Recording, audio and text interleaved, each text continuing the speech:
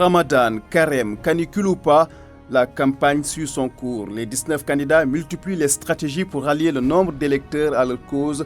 Et dans ce numéro de votre magazine sur Radio Sénégal, nous vous ferons connaissance avec 2 candidats qui ont fait leur entrée en politique la même année en 2015. Le leader de Président Bigne et le leader de Diengo Tabar. Dans ce magazine également, des personnes qui se distinguent lors des campagnes électorales, des personnes de forte corpulence, communément appelées gros bras. Ces personnes assurent la sécurité des leaders, particulièrement des candidats. Malgré leurs moultes déclarations et promesses depuis le démarrage de la campagne, le monde paysan n'y trouve pas son compte. L'invité du magazine, le porte-parole du CNCR, Conseil national de concertation et de coopération des ruraux, Sidiba, invite les prétendants à rectifier le tir avant la fin de la campagne. Le magazine de la campagne. Portrait. Natif de Ziguinchor il y a 53 ans, Cheikh Tidiane Dièye, leader du parti Avenir Sénégal Bigne, veut présider aux destinées des Sénégalais. Il a consacré sa carrière à défendre le développement du continent africain.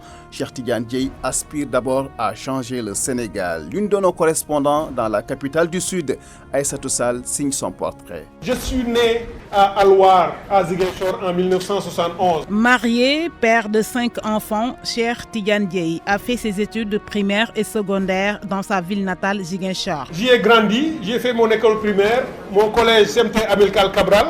Après ce collège, j'ai fait le lycée d'Ignabo de Ziguinchor. Et en 92, après mon bac, je suis allé à l'université Gaston Berger de Saint-Louis. À Saint-Louis, il a obtenu une maîtrise en sociologie du développement avant de poursuivre ses études supérieures à l'Institut des hautes études internationales et du développement de Genève où il a décroché un doctorat. Sa carrière a débuté au Centre international pour le commerce et le développement durable de Genève. Il a ensuite rejoint l'ONG internationale Enda Tiers-Monde à Dakar en 2002. 10 ans plus tard, en 2012, il fonda le Centre africain pour le commerce, l'intégration et le développement dont il est toujours le directeur exécutif. Au-delà de son expertise reconnue dans le domaine du commerce, du développement et des négociations internationales, Cheikh Tidiane Dièye est membre fondateur et coordonnateur de plusieurs mouvements citoyens et plateformes politiques indépendantes. Décrit par ses pairs comme un militant de l'intégrité, du respect des valeurs républicaines et de la bonne gouvernance,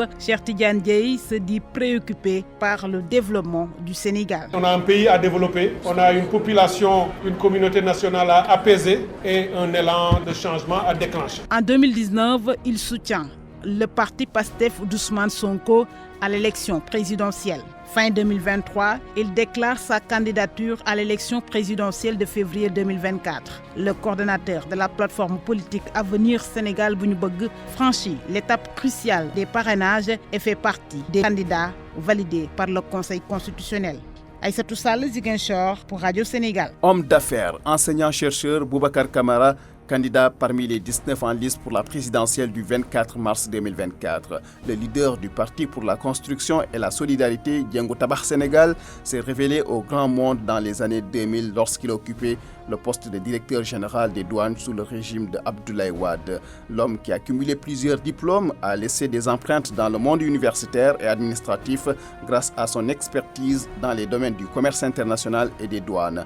Boubacar Camara, qui a démissionné de l'IGE, s'est lancé dans l'arène politique en 2015. Son portrait signé Oscar Tendin. Né le 26 juin 1958 à Dakar, c'est en 2000 que Boubacar Camara s'est révélé au grand monde lorsqu'il avait occupé le poste de directeur général des douanes après avoir passé avec brio le concours de l'inspection générale d'État d'où il est sorti major de la promotion. Son passage à la douane sénégalaise laisse le souvenir de profondes réformes pour la modernisation et d'un engagement pour la promotion de l'éthique grâce à sa maîtrise parfaite des procédures douanières et des nouvelles technologies de l'information et de la communication. Directeur général des douanes jusqu'en 2006, il obtient la même année une disponibilité pour se lancer dans la consultation dans les domaines douaniers et du commerce international. En mai 2009, le directeur de l'école doctorale des sciences de l'homme et de la société est nommé secrétaire général du ministère de la coopération internationale, des transports aériens, des infrastructures et de l'énergie, dirigé à l'époque par Karim Meïssa Wade. 2 ans plus tard, il hérite le poste de président du conseil d'administration de la compagnie aérienne Sénégal Airlines comme représentant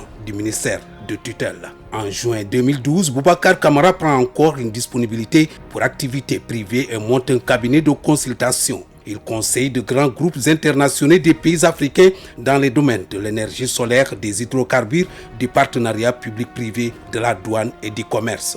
Le leader du Parti pour la construction et la solidarité, Djengou Tabak Sénégal, est aussi un avocat inscrit au barreau de Paris. Il a étudié à l'université Pierre Mendès de Grenoble. C'est dans ce temple du savoir qu'il a soutenu sa thèse de doctorat en droit public avec la mention très honorable avec félicitations du jury et autorisation de reproduire sur le contentieux douanier au Sénégal, réflexion sur la place du juge dans le traitement des infractions. L'ouvrage a été publié en 2005. Boubacar Camara a pris une retraite anticipée de l'inspection générale d'État sur sa demande en juin 2015 pour se lancer dans la politique. Le magazine de la campagne, le reportage du jour. La campagne électorale, une aubaine pour de nombreux jeunes proposant leur service de garde rapproché, lutteurs ou anciens militaires, pour la plupart mal rémunérés. Très souvent, ils assurent le service d'ordre. Une activité à haut risque dans un champ politique bouillant. Notre reporter Alicia Prera a fait le tour de quelques QG de formation politique. Voici son reportage. Allez. Les gars, est-ce que vous êtes prêts? Oui, ok, on est sûr. On est prêts.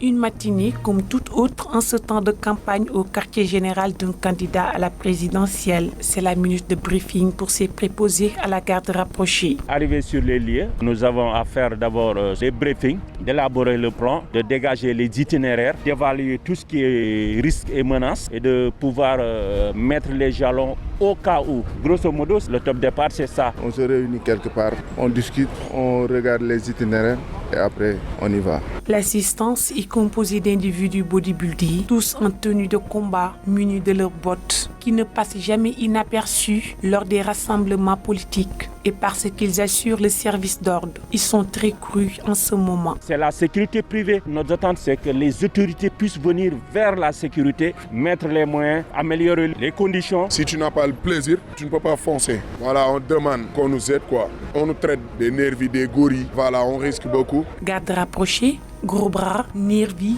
tellement de sobriquets pour désigner ces jeunes qui ne cherchent qu'à gagner leur vie.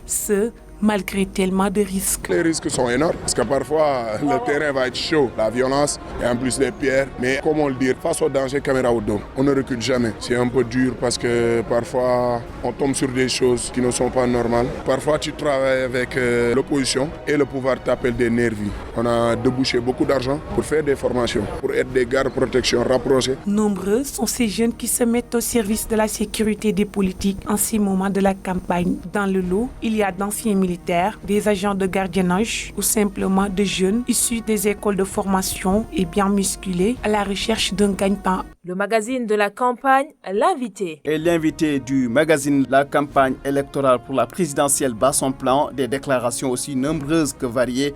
Cependant, le monde rural ne s'y retrouve pas alors qu'il constitue 70% de la population, nous dit le porte-parole du CNCR. Les candidats auraient dû consacrer ne serait-ce que 3 minutes à la question du foncier, du financement, de l'agriculture, comment faire pour parvenir à une souveraineté alimentaire. Malheureusement, les différents candidats ne sont que dans des généralités, soutient le porte-parole du Conseil national de concertation et de coopération des ruraux. Sidiba, l'invité du magazine, répond aux questions de Maria Mamani. Sidiba, la campagne électorale bat son plein. Est-ce que les différents candidats dans leurs déclarations ont pris en compte les préoccupations du monde rural? On s'attendait à plus de leur part parce qu'on a organisé de grandes journées de mobilisation avant les élections. On a fait 4 mois de préoccupations et du futur président de la République, mais il me semble qu'on n'a pas tellement été entendu par ceux qui aspirent à diriger le pays et peut-être c'est les 3 minutes qu'ils ont à la télévision qui sont insuffisantes, mais je pense qu'ils devaient consacrer au moins 3 minutes pour les 70% des populations rurales qui composent et qui votent pour le futur président. Et il y a beaucoup de questions qui sont en instance et qu'on n'a jamais entendu parler, à savoir les questions liées à la gestion du foncier, les aspects liés à la relève agricole, qui peut contenir et accompagner à ce que nous sommes en train de vivre présentement, à savoir l'immigration clandestine, et à la finance agricole, à savoir que les taux, nous avons jugé nécessaire de les ramener à 5%, et comment y arriver et comment faire pour que les générations qui viennent d'ici 2050 trouvent un pays où il faudra bon de vivre, où l'agriculture sera le moteur de développement. Et les aspects liés aussi à la promotion et à la transformation de la production, on ne les a pas entendus là-dessus et je pense là aussi c'est des questions importantes. On parle de souveraineté alimentaire. On ne peut pas parler de souveraineté alimentaire sans pourtant dire comment faire de sorte que les paysans que nous sommes puissions travailler au moins 12 mois sur 12. Donc c'est là on ne peut pas le faire sans la maîtrise de l'eau. Et ça, c'est des questions importantes qui nous préoccupent en tant que producteurs et qu'on n'a pas entendu un seul candidat poser des problèmes, poser des choses liées à ce genre. Et c'est ce que nous avons écouté présentement sans ignorer royalement les choses que nous vivons présentement liées au changement climatique, liées à la pauvreté des sols, liées à la dégradation des terres que nous sommes en train de connaître présentement et liées aussi à l'avancée des terres salées et surtout au niveau des régions de Fatick et de Kaolack. Et là, c'est des problèmes que les paysans vivent. Pensons que le futur président, s'il veut qu'on ait une agriculture émergente, il faut lancer des réflexions dans ce sens. Le constat est que les préoccupations sont nombreuses, mais... Nombreuses ne sont pas prises en compte. Oui, justement, quelles devraient être les priorités du futur président, l'urgence de l'heure? C'est régler la question foncière, c'est régler la question de la fertilité des terres. L'urgence, c'est faire de sorte que les dames qui sont là et qui sont actives puissent accéder à des terres fertiles et avec les moyens de production qu'il faut. L'urgence qu'il faut, c'est que le financement de l'agriculture, il faut qu'on le fasse. Et les taux que nous infligent les banques classiques et les banques qui sont là sont un peu élevés. Comment les réduire à 5%? L'urgence, c'est de maintenir les jeunes des exploitations familiales au niveau des maisons en faisant assez d'aménagements, en accompagnant les exploitations familiales. Là, c'est des urgences de l'heure que nous sommes en train de vivre. Et ce que nous constatons, que ceux qui sont là et qui prétendent diriger le pays ne sont que dans des généralités. Il faut être concret et de manière concrète dire que les paysans l'avaient demandé, on avait dit qu'elle sera là pour 25 ans. Aujourd'hui, elle a 20 ans.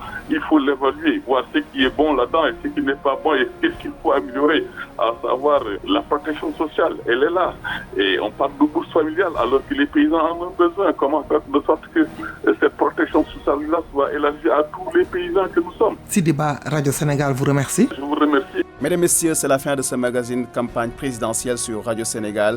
Préparation Ndeye Aram Mbaye, réalisation et coordination Demba Malik Mbodj.